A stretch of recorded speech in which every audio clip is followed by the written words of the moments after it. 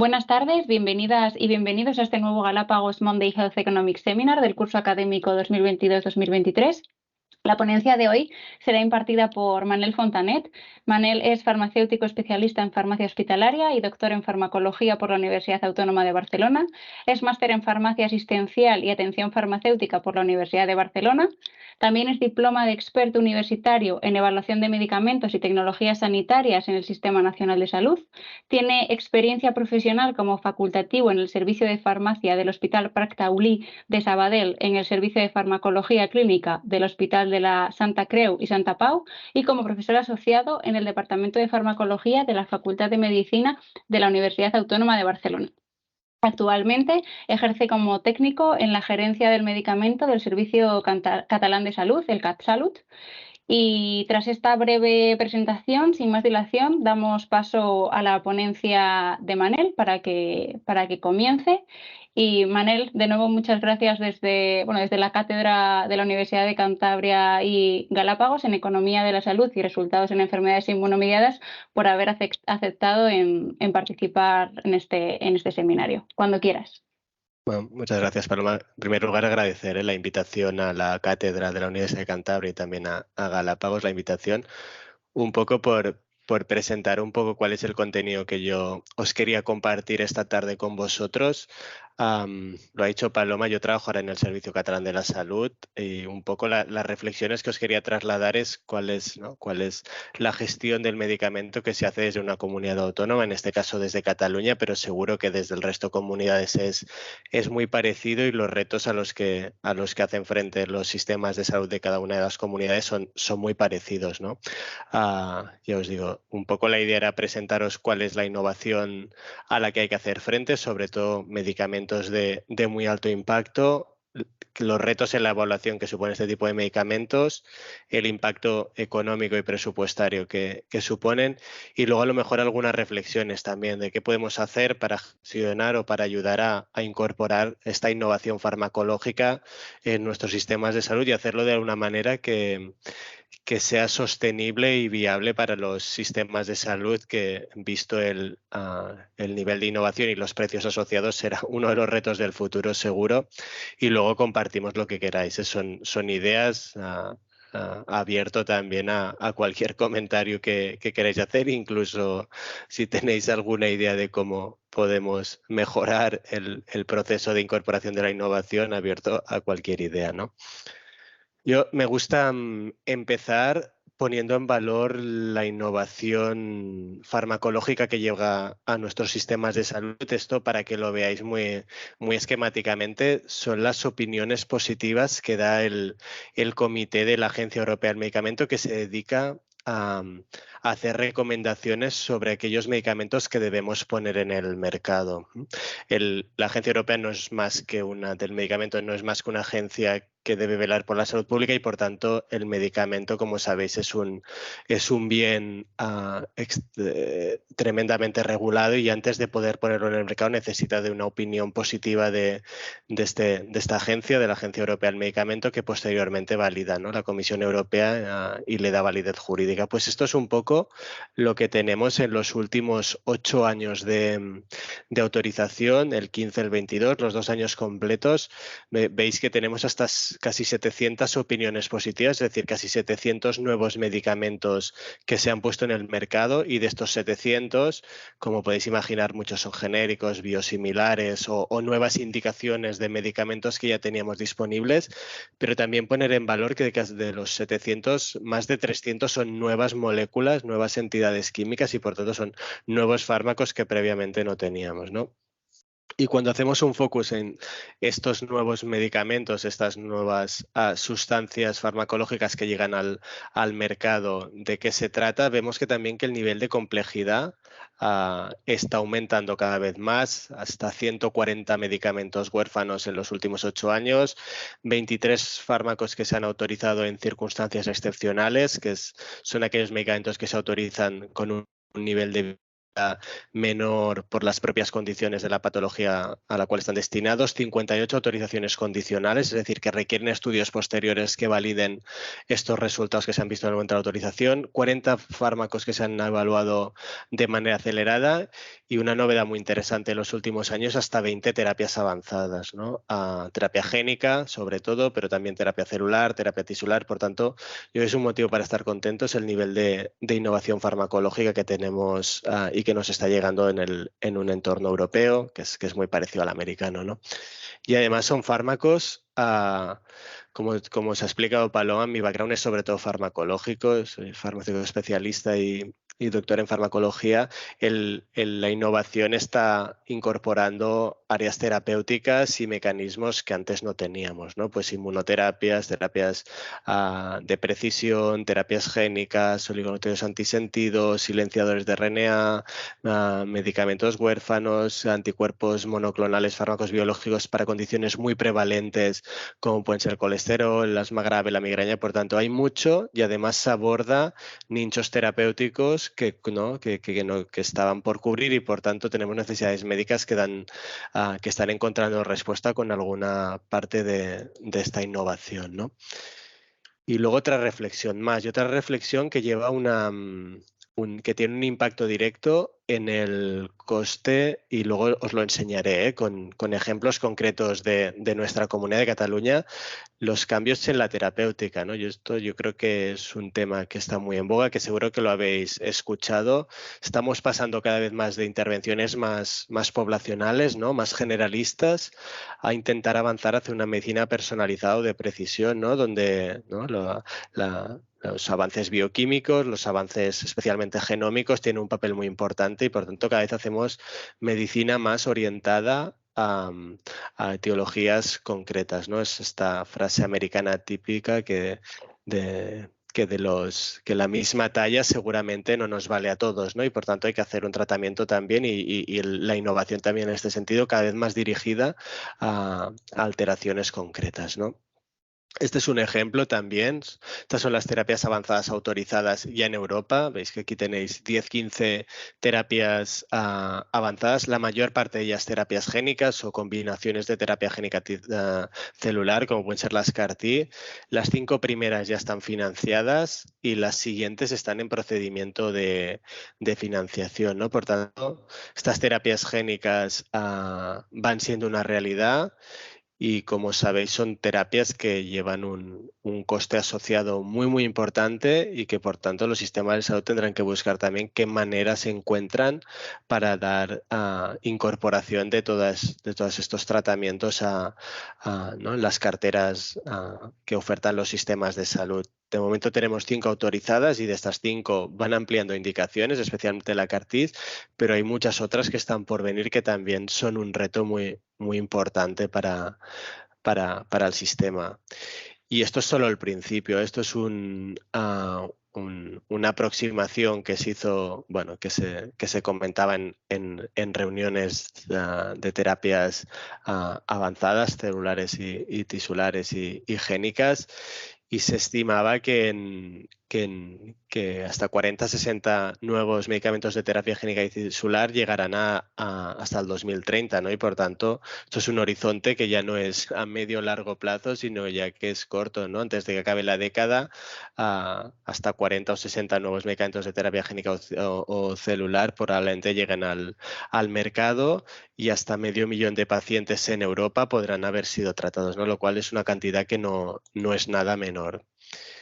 Y aquí tenéis otro ejemplo también de cómo la innovación farmacológica va avanzando hasta este paradigma de medicina personalizada o de precisión, ¿no? Podemos discutir el término porque personalizada seguramente ha sido siempre, pero sí de precisión porque va orientada muy a la expresión de biomarcadores o de alteraciones moleculares concretas, ¿no? Y aquí tenéis el campo de la oncología, donde el número de fármacos dirigidos a diana ha incrementado espectacularmente, especialmente en algunas neoplasias concretas, ¿no? El pulmón no se entiende hoy ya tratarlo sin terapia dirigida, el colorectal en parte también, ¿no? El melanoma también. Por tanto, es un campo que cada vez está más en crecimiento y lo que queda por llegar, ¿no? Y otro campo también muy interesante por el alto impacto del coste de los medicamentos. Cuando hablamos de medicamentos de alto impacto, no nos podemos olvidar de los medicamentos huérfanos. Estos son datos de Eurordis, de la Asociación Europea de Pacientes con Enfermedades Raras. Es el último report que hay disponible de marzo de este año y, como veis, hasta 200, casi 240 medicamentos a fecha de hoy, estando ya en abril, seguro que ya hemos sobrepasado los 240.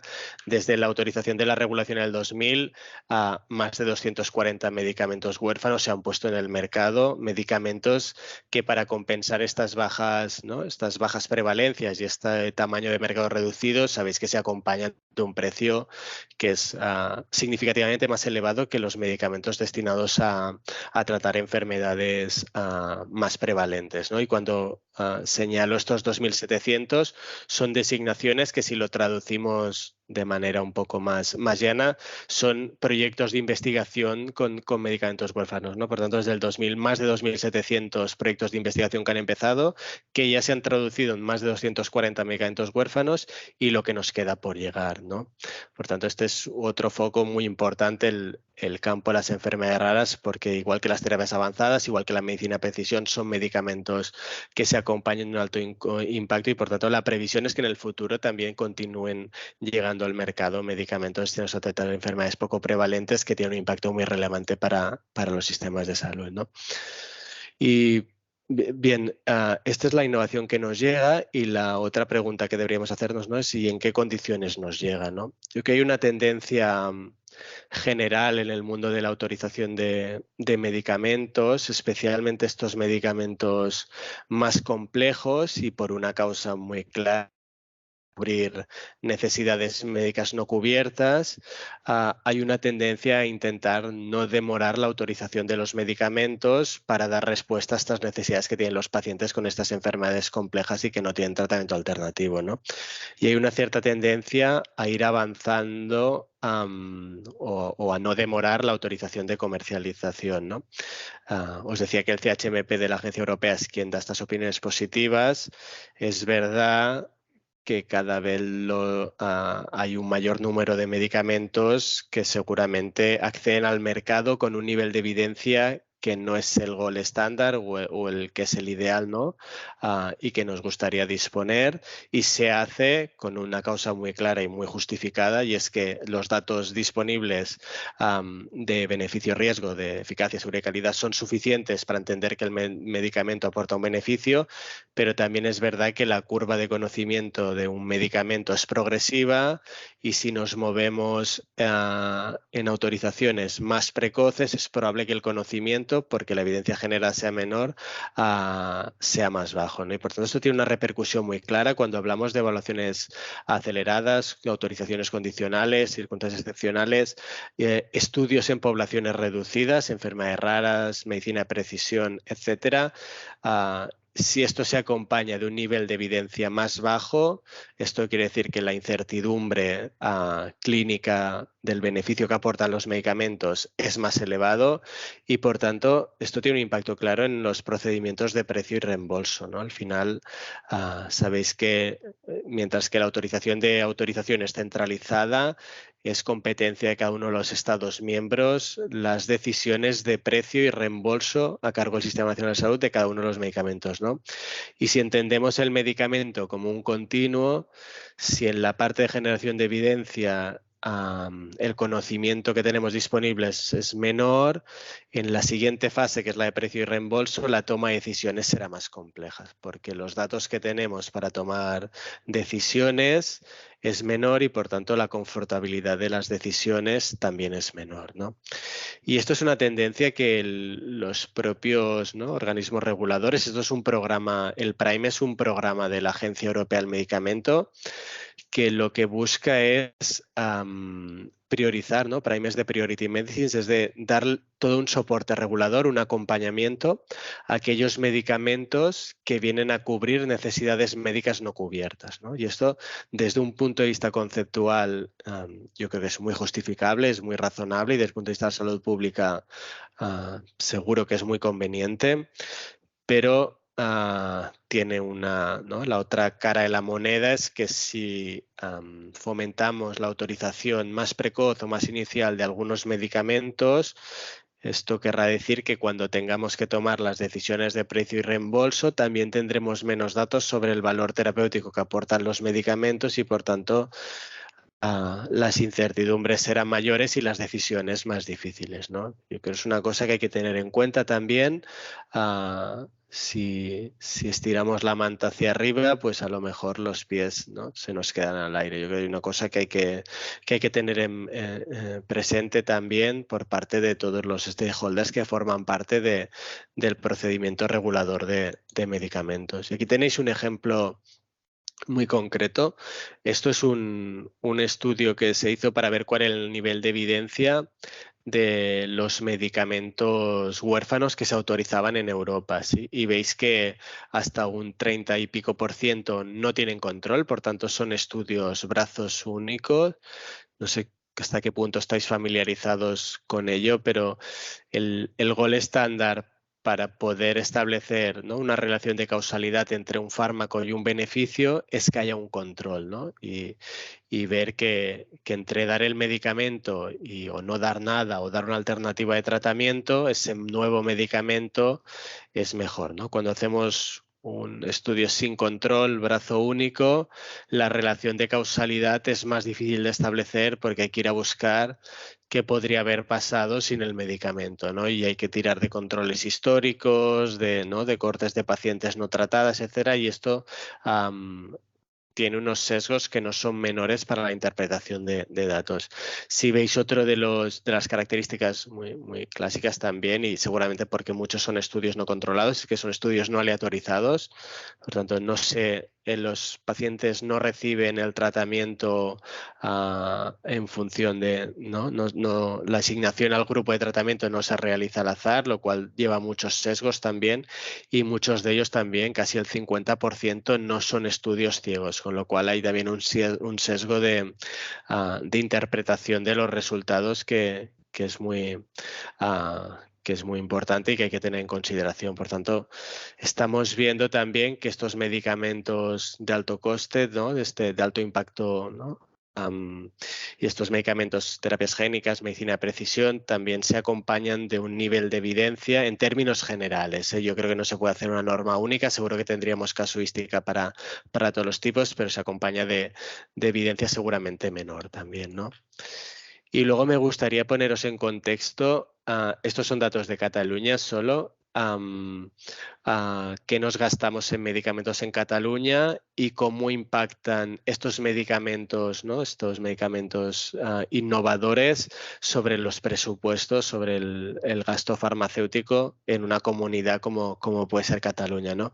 Aquí veis datos del 2019, he tomado los del 19 porque los años posteriores, 20 y 21, están claramente influenciados por la COVID y son un poco difíciles de interpretar, y el 22 estaba pendiente de cerrar la memoria, por lo tanto, os he tomado el año 19 para tener una referencia general. Aquí tenéis el gasto meritado, el gasto no el presupuestado, sino el meritado en el 19, más de 10.000 millones, de 10.200. Si veis cuántos de estos 10.200 millones dedicamos a medicamentos, en el 2019 ya llegaba a los 2.700, 2.800, lo cual es un 25% del gasto ejecutado en salud. Es una parte muy importante. Salud es la parte más importante de los presupuestos de Cataluña, lo segundo es educación, y si hiciéramos un tercer nivel, no habría consejerías que hagan gastos ejecutados de 2.800 o 3.000 millones. Por tanto, para tener un poco en perspectiva qué supone los medicamentos en los presupuestos de una comunidad autónoma como es Cataluña, ¿no? Es una parte muy relevante. Esta es la evolución temporal del gasto en medicamentos. Aquí sí que he tomado los últimos años, el 22 no porque no estaba cerrado.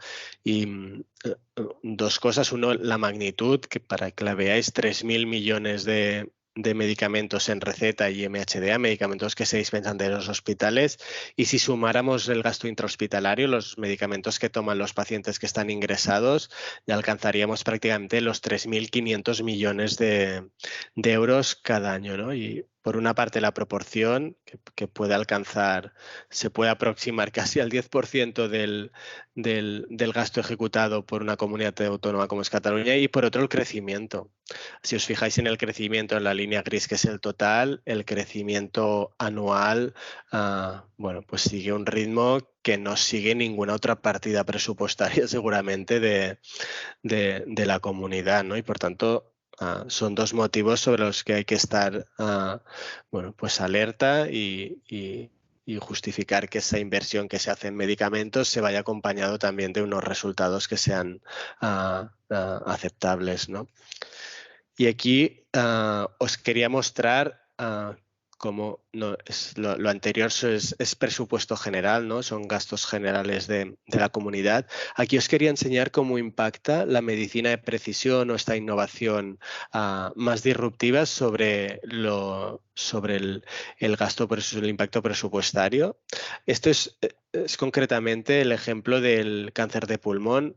Sabéis que hasta hace unos años, unos 10 años aproximadamente, 8 o 10 años, el cáncer de pulmón se trataba básicamente con quimioterapia clásica, basada sobre todo en platinos, hasta que empezaron a autorizarse inmunoterapias y también tratamientos dirigidos, ¿no? Mirad, aquí tenéis en verde lo que es la inmunoterapia y en rojo lo que son los tratamientos dirigidos, y en azul, esta línea arriba del todo, es el gasto total en medicamentos, ¿de acuerdo? Mirar qué crecimiento teníamos hasta la irrupción de innovación en forma de inmunoterapia y tratamientos dirigidos, y cómo cambia la curva una vez se incorporan al sistema de salud medicamentos como anti-PDL1, ¿no? Inmunoestimulantes, inmunoterapia, y también tratamientos dirigidos a diana, a expresión molecular, a expresión genómica concreta, ¿no? Mirar cómo cambia la curva, por tanto es una cosa que hay que tener muy en consideración, cómo impactan estos medicamentos de alto coste en los sistemas presupuestarios, ¿no? El beneficio terapéutico yo creo que existe, que no se puede dudar del beneficio que aportan, pero hay que estar muy atento también a cómo esto impacta en los presupuestos, en el gasto ejecutado en salud, ¿no?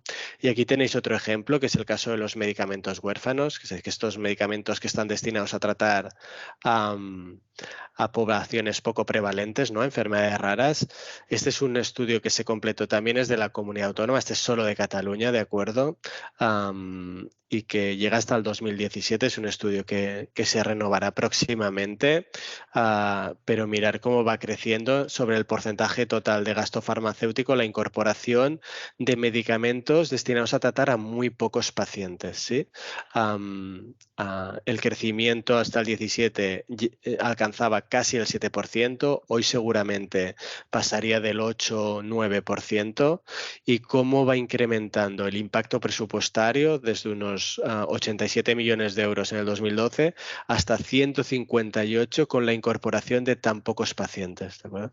Si os fijáis, en el 12 tratamos unos 4.000 pacientes, en el 17 7.700, por tanto es un crecimiento que en número de pacientes no es muy llamativo, pero sí que debéis fijaros en cómo se acompaña de un crecimiento presupuestario que prácticamente se dobla, de 87 millones a 160, y cómo va incrementándose el porcentaje sobre el total de gasto farmacéutico de la comunidad. Ya alcanzaba casi el 7% en el 17, y estoy convencido que a fecha de hoy, cuando renovemos estudio, seguro que un 8-9% seguro que acabará alcanzando. Por tanto, son innovaciones que aportan mucho valor, que cubren nichos terapéuticos para pacientes que no tienen alternativas, pero se acompañan de un impacto presupuestario que es muy relevante y que hay que tener en cuenta, ¿no?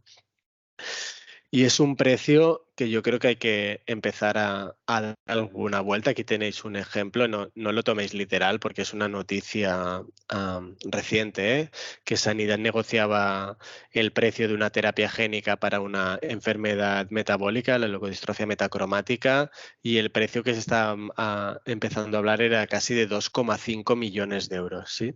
Más allá de la curiosidad o de la o de lo, ¿no? de lo llamativo que pueda ser. Yo creo que es interesante también porque estas cosas generan un cierto efecto anclaje, ¿no? Y probablemente estos que estamos diciendo, ¿no? Que en los próximos, antes de que acabe la década, igual tenemos 40, 60 terapias génicas.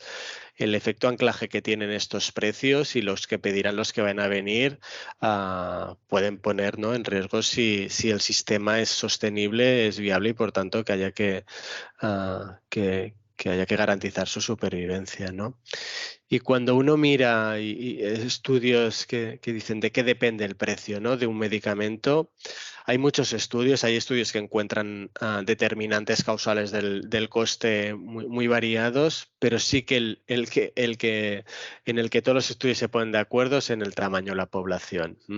Todos los estudios encuentran que a medicamentos destinados a poblaciones más pequeñas, precios más elevados, ¿no? Lo cual puede ser razonable, pero es un poco preocupante que los estudios no sean concordantes con concluir que el precio de los medicamentos también guarda una relación causal directa con el beneficio que aportan, ¿no? Yo creo que es una cosa en la que nos deberíamos fijar y vigilar que la prevalencia seguro que es un determinante del precio, pero que el beneficio que aporta el medicamento debería serlo también sin ningún tipo de duda, ¿no? Por tanto, es una cosa sobre la que hay que estar atenta, ¿no? Y luego cuando uno mira también pues estos altos costes de medicamentos de muy alta complejidad, ¿no? Pues terapias avanzadas hablamos, medicamentos huérfanos, medicina de precisión. Es curioso ver, aquí tenéis un primer ejemplo, ¿no? de la rentabilidad de empresas farmacéuticas en comparación con otras compañías que forman parte de estos índices bursátiles, ¿no? Aquí en este caso el de Standard & Poor's. Y este es un estudio del JAMA que es un clásico ya, que vosotros, si sois los economistas de la sala, seguro que sabréis explicarlo mucho mejor que yo, pero si veis los índices de rentabilidad de estas empresas farmacéuticas, se sitúan por encima, ¿no? de la media de otras compañías que forman parte de estos índices bursátiles, ¿no? Pues sí, más allá de que las compañías sean unos sectores que tradicionalmente siempre se ha considerado como unos de rentabilidad más elevada, si nos fijamos concretamente en el de las compañías que se dedican a desarrollar medicamentos para enfermedades poco prevalentes, hay estudios que relacionan una mayor rentabilidad para estas compañías que desarrollan huérfanos. Por tanto, yo creo que hay que darle una vuelta también y empezar a ser estrictos con vincular estos precios elevados no solo con un deseo, un retorno a la inversión que es muy legítimo y que debe de existir, sino también con un beneficio aportado por los medicamentos, ¿no? Y luego una última reflexión sobre el precio antes de entrar en 4 consideraciones sobre cosas que a lo mejor podríamos hacer para hacer sostenible el sistema a más largo plazo. Yo creo que hay que estar muy atentos también en cómo estos medicamentos complejos navegan por esta parte final del ciclo de vida de un medicamento, ¿no? Que es la fase de generificación. Sabéis que el medicamento tiene una primera fase de investigación y desarrollo, una segunda fase, ¿no? que cuenta con diferentes protecciones, pues con la patente, con la ley de protección de datos, los huérfanos con una protección adicional, que es la exclusividad de mercado, y que una vez todas las protecciones vencen, entra una fase de competencia, normalmente con aparición de genéricos y biosimilares, que hacen que el precio se reduzca y que por tanto colabore, ¿no? con esta sostenibilidad del sistema. Yo creo que la fase de generificación de algunas de estas terapias están en duda sobre qué impacto sobre el precio tendrá esta última fase de generificación. Tenemos ejemplos de medicamentos huérfanos que se autorizaron en el año 2001, 2003, 2005, que no han generado ni biosimilar ni genérico y por tanto el precio que tenemos 20 años después de haber sido autorizado es muy parecido al que teníamos el primer día. No exactamente igual, sí que ha reducido algo el precio, pero es francamente parecido al que teníamos al principio. Por tanto, no sé, hay que echarle un ojo a esto también y no sé si estas terapias génicas tendrán biosimilar el día que pierdan las protecciones o a lo mejor es difícil que una terapia génica tenga biosimilar. Por tanto, yo creo que hay que echar un ojo también a estas posibles diferencias que hay en esta tercera fase de ciclo de vida de un medicamento, ¿no? Algunas reflexiones muy rápidas.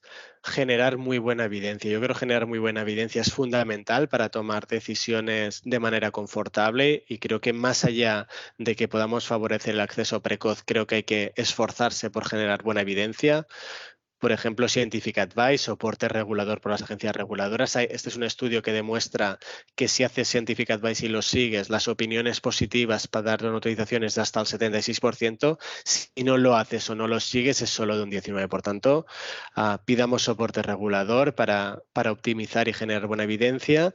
Y en poblaciones pequeñas intentemos hacer estudios lo mejor posible. Si se puede hacer controlados, y si controlados con diseños clásicos no puede ser, utilicemos diseños alternativos que también existen y permiten generar una evidencia de mayor calidad que en un estudio brazo único y no controlado, ¿no? También. Otra reflexión, la necesidad de alinear el precio y el valor, yo creo es fundamental, ¿no? Hay que intentar que el precio, más allá de otros determinantes, como puede ser la prevalencia, que seguro que acabarán teniendo un impacto en el precio final del medicamento, y eso seguro que va a terminar siendo así, pero también que el precio de un medicamento guarde una relación directa con ¿no? con el beneficio clínico que aporta, y por tanto ese valor terapéutico y precio guarde una correlación muy clara, ¿no? Ajustado a evidencia, transparente y predictible para todas las partes, ¿no?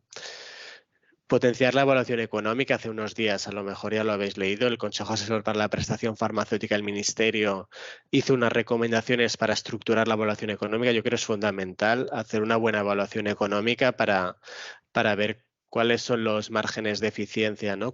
En qué ratios de coste-efectividad incremental o en qué ratios de coste-utilidad incremental se mueven los medicamentos para dar soporte a la toma de decisiones.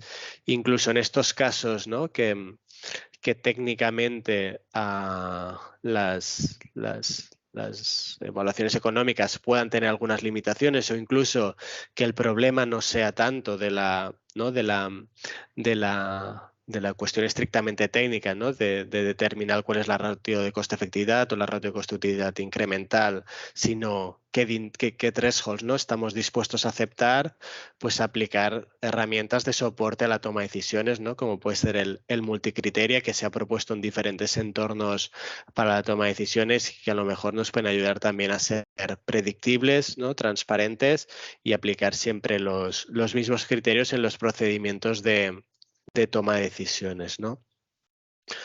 Otro elemento importante también, si decíamos que son tratamientos muy costosos y que a menudo se acompañan de incertidumbres, sean clínicas o financieras, intentemos aplicar estos esquemas de acceso gestionado, estos Managed Entry Agreements, estos acuerdos de riesgo compartido, que a lo mejor nos ayuden a las dos partes, ¿no? a tener un entorno de predictibilidad y de favorecer esta innovación por reducción de la incertidumbre o por mejora del confort, ¿no? Cuanta más certezas tengamos, cuanto más certezas tenga el financiador, más fácil será tomar decisiones, y seguramente también más eficiente haremos el sistema de salud. Hay diferentes papers y experiencias publicadas también para enfermedades poco prevalentes o para medicamentos de muy alta complejidad. Yo creo que es una herramienta que también nos puede ayudar a incorporar la innovación próximamente, ¿no? Y por último, pero no menos importante, registrar y medir resultados en salud, ¿no? Es muy importante ver qué nos está pasando en práctica clínica real, medir la efectividad de los medicamentos en práctica real por varios motivos, ¿no? Uno, para poder hacer una evaluación ex post. Es verdad que todas las evaluaciones las hacemos ex ante, no antes de poner el medicamento en el mercado.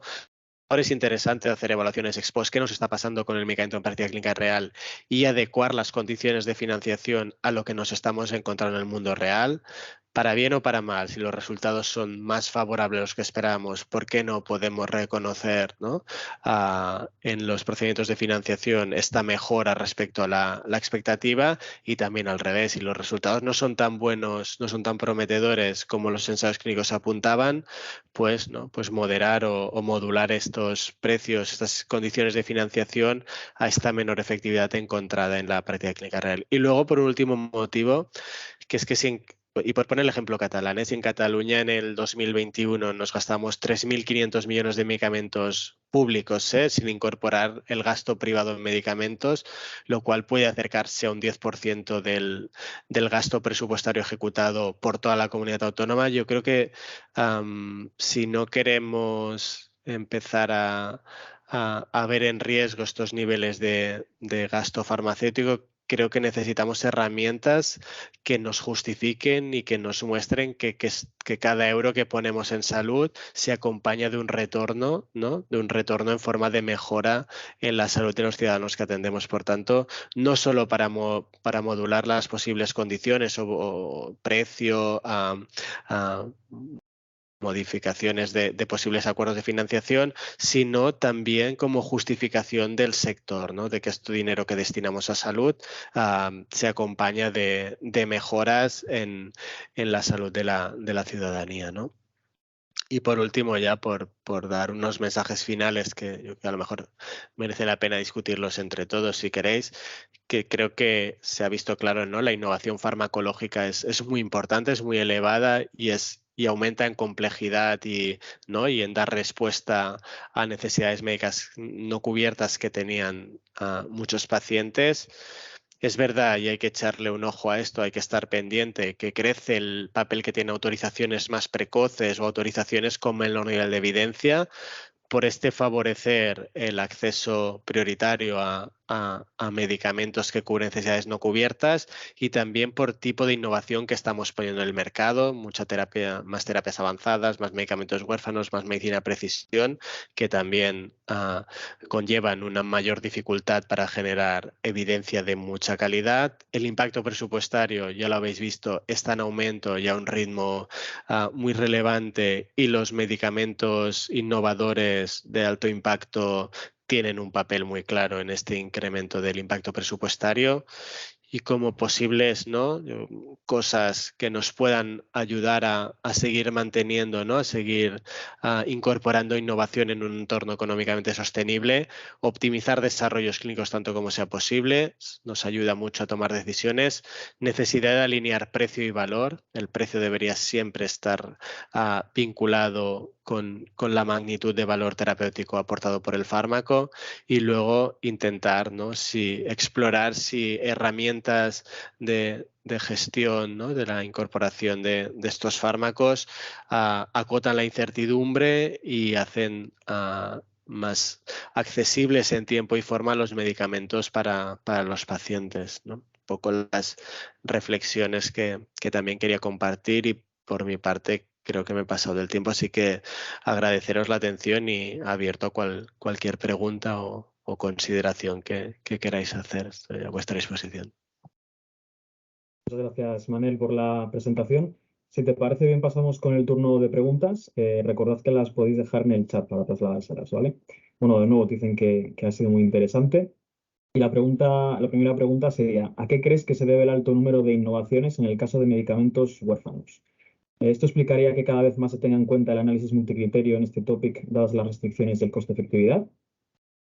Sí, yo creo que el incremento de medicamentos huérfanos yo creo que responde a iniciativas políticas, ¿no? O estratégicas. Sabéis que en el año 2000 en Europa se entró en vigor el Reglamento Europeo de Medicamentos Huérfanos, el 141-2000, que lo que creaba un entorno regulador que favorecía y hacía más atractivos los proyectos destinados a segregar medicamentos para enfermedades poco prevalentes, ¿no? Y hay un cambio, hay un antes y un después de la regulación huérfana. Se crean unas condiciones de mercado específicas para los huérfanos que hacen que sean más atractivos y más, ¿no? y más interesantes para desarrollar fármacos. Y yo creo que eso se pone muy en evidencia cuando vemos los números, ¿no? Con más de 2.700 designaciones, por tanto, proyectos que han empezado a desarrollarse para medicamentos huérfanos y más de 240. El cambio normativo es crucial para para entender el incremento en medicamentos huérfanos, ¿no? Luego hay otro que yo no sé valorar, es si estos precios elevados han hecho todavía más atractivo el entorno. Es una consideración industrial que deberéis trasladarle a alguien que, ¿no?, que se dedique al sector más privado de la industria farmacéutica. Y yo creo, en relación al MCDA, yo creo que sí que es muy importante, ¿no? Creo que es una metodología, ¿no? La evaluación económica tiene algunas limitaciones seguramente, ¿no?, por las propias incertidumbres que tienen las condiciones para llegar al modelo, pero incluso cuando hacemos buenos modelos y tenemos resultados de ratio coste-utilidad o ratio coste-efectividad incremental válidos, la decisión va más allá de la solución técnica, ¿no?, de la evaluación económica, y es qué threshold estamos dispuestos a aceptar para los huérfanos, ¿no? Y es el mismo y los huérfanos es un universo muy diferente, ¿no? Sabéis que la prevalencia puede llegar hasta los 5 casos cada 10.000, pero no es lo mismo una fibrosis quística que se acerca a los 4 casos que una enfermedad ultra rara que a lo mejor tenemos 5 casos en España, ¿no? Por tanto, incluso con buenos modelos económicos que nos den resultados de las evaluaciones correctos, la decisión va más allá de la solución técnica, y yo creo que el MCD aquí nos puede ayudar, ¿no? Poner negro sobre blanco todos los criterios decisores y intentar ser transparentes, coherentes, y que haya un marco de discusión que nos permita tomar decisiones de manera más predictiva. Seguirá sin ser fácil, pero a lo mejor será un poco más, ¿no?, más transparente y más predictivo en el proceso de deliberación. Eso es. Gracias, Mael. Vamos con otra pregunta. La medicina personalizada en correlación con la innovación significa comprar futuro. Y como tal, eso significaría siempre que hay que ir asociada a un mayor precio o no necesariamente. ¿Son los acuerdos de riesgo compartido el único modo de conjugar altos costes con un impacto presupuestario fijo? Yo creo que hay muchas cosas, ¿no? La medicina de precisión,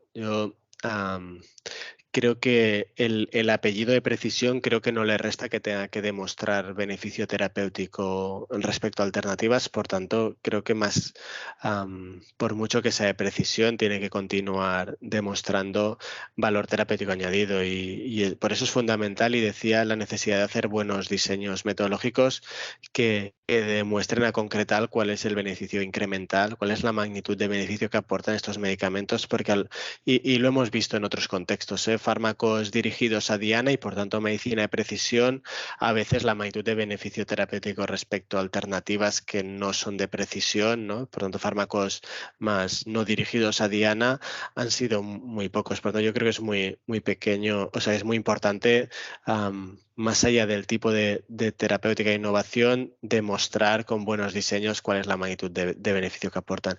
Y respecto a los acuerdos de entrada gestionado, yo creo que es importante identificar cuáles son las incertidumbres en cada caso, ¿no? Si las incertidumbres son más financieras, pues a lo mejor, ¿no?, acuerdos financieros, pues lo que decíais, ¿no?, pues limitación del impacto, capping por paciente, el que sea, seguramente sean los más adecuados. Cuando las incertidumbres que tenemos son más de cuál es el beneficio que tendremos realmente para ese medicamento, a lo mejor por lo mismo, porque el diseño que hemos sido capaces de hacer para poner el medicamento en el mercado no es el ideal, no es el gold estándar, y por tanto nos quedan dudas de cuál será la magnitud de beneficio aportado por el medicamento. Seguramente los acuerdos basados en performance serán los más adecuados, ¿no? Yo creo que depende un poco de cuál es la incertidumbre que tengas y, por tanto, cuál es la mejor herramienta para gestionar esa incertidumbre, porque a última hora estos acuerdos no son más que herramientas para gestionar estas dudas o estos desconocimientos que puedas tener sobre un fármaco, su performance, o sobre el impacto que tendrán los presupuestos económicos, ¿no? Gracias, Mael. ¿Qué papel le otorgas a las actuales necesidades no cubiertas y cuestiones relativas al beneficio terapéutico y supervivencia libre de progresión en evaluación económica, dadas las reticencias muchas veces que hay, ¿no?, a medir esos resultados en salud en pacientes de nuestro país, más allá del caso de oncología? Pero yo creo que es importante, el problema de las variables que utilices es la relación que guarden sobre, ¿no? sobre variables más finales de morbimortalidad y por eso hay muchas diferencias, ¿no? Hay entornos donde sí que está muy relacionado supervivencias libres de progresiones con mejoras más finales de morbimortalidad y hay entornos que no tanto. Yo creo que las subrogadas es una cosa que hay que gestionar y porque la mayor parte de estudios, no todos, pero la mayor parte de estudios se mueven con variables subrogadas. Lo importante, ¿no? o lo ideal sería disponer de estudios que correlacionen esas variables subrogadas con variables más finales, ¿no? Porque al final la subrogada tiene valor en la medida que se correlacione con datos clínicos más finales, por tanto más de morbilidad, de mortalidad y de mejora relevante en la salud de los pacientes. Seguramente no tiene una respuesta única, ¿no? Creo que depende del entorno y de la vinculación que tenga esa subrogada, en este caso la SLP, la supervivencia libre de progresión, ¿no? con eventos más finales de morbimortalidad. Gracias, Manuel. ¿Nuestro sistema está preparado para la innovación que se viene, sobre todo teniendo en cuenta la incertidumbre asociada? ¿A qué retos nos enfrentamos a corto plazo? ¿Crees que existe algún tipo de diferencia con respecto a otros países de nuestro entorno? Yo creo que todos los sistemas de salud tienen retos parecidos, ¿no? Y es la innovación seguramente aporta un valor terapéutico o seguro, ¿eh? Yo creo que en términos generales aporta beneficio a los pacientes. El reto es cómo alinear, ¿no? esta incorporación de medicamentos con sistemas con impactos presupuestarios que sean sostenibles a corto, a medio y seguramente a largo plazo también. Y yo tengo mis dudas que el crecimiento actual del gasto farmacéutico sea sostenible, no sé si ya a medio, pero casi a corto, ¿no? El ritmo de crecimiento es muy superior al que pueda tener cualquier otra partida presupuestaria de la comunidad y por tanto yo creo que hay que intentar alinear lo que decía, ¿no? El precio de los medicamentos con el valor, porque los medicamentos cuestan lo que cuestan, siempre tienen que costar esto, podemos vincularlo más con el valor terapéutico incremental que aportan. Y creo que todos los sistemas, por lo menos el entorno europeo, ¿no? Yo creo que todos los sistemas de salud tienen retos muy parecidos, que es cómo hacer frente al impacto que esta innovación incremental y disruptiva aporta ¿no? para los presupuestos del sistema de salud. No sé si hay una respuesta única, seguramente habrá que ir encontrando soluciones a cada uno ¿no? de las casuísticas que nos vayamos encontrando. Gracias, Manuel. Bueno, vamos con la última pregunta. ¿Qué opinas de planes como los de Extremadura, en donde se pretende potenciar el papel de los biosimilares y su posible ahorro en factura farmacéutica a fin de revertirlos en mejoras asistenciales? ¿Por qué crees que en España el grado de penetración de los biosimilares es aún distinto a otros sistemas? Es una muy buena pregunta. La verdad es que no tengo una respuesta y queda grabado. No sé si lo debería decir, pero no sé si en Cataluña somos los más idóneos para dar consejos sobre biosimilares porque tenemos un grado de penetración que es francamente mejorable. No sé decirlo. Creo que hay varios inputs ya a nivel europeo. Sabéis que ha salido también una recomendación de la Agencia Europea y de los jefes de las agencias de los Estados miembros que entienden que desde el punto de vista científico hay una intercambiabilidad entre los medicamentos biosimilares y los de referencia. Yo no sé, creo que es una cuestión que hay que llegar a consensos, acuerdos con los clínicos, porque sabéis que tienen libertad de prescripción, y hacer entender que esta última fase de ciclo de un medicamento, no la generificación y que entran genéricos y biosimilares, es fundamental para dejar espacio económico para poder seguir incorporando la innovación. Si no, va a ser aún más complicado. En cuanto al plan de Extremadura, la verdad es que no lo conozco, pero lo del gain sharing son acuerdos que se han propuesto desde la propia patronal de biosimilares. Creo que es una medida que se puede incorporar, que se puede analizar. Habrá que estar atento a los resultados que tiene. Si la incorporación de biosimilares y el espacio que deja permiten, ¿no? que los propios, ¿no?, los que han fomentado este cambio tengan un margen económico para desarrollar otras actividades que mejoren la actividad existencial, creo que puede ser interesante. Habrá que ver estas experiencias, cómo funcionan, y me parece que puede ser una medida interesante. Genial, Manel. Bueno, pues con esta última respuesta cerraríamos el Monday Health Economic Seminar de hoy con Manel Fontanet, al que de nuevo le agradecemos su participación con esta ponencia que ha sido tremendamente clarificadora, un debate muy interesante. Y bueno, también a los asistentes, pues daros las gracias por acompañarnos en el día de hoy y os esperamos en el próximo Monday Health Economic Seminar. Que paséis una buena tarde. Gracias a vosotros. Gracias, Manel. Gracias. Gracias a vosotros. Gracias, hasta luego. Gracias. Hasta luego. Claro.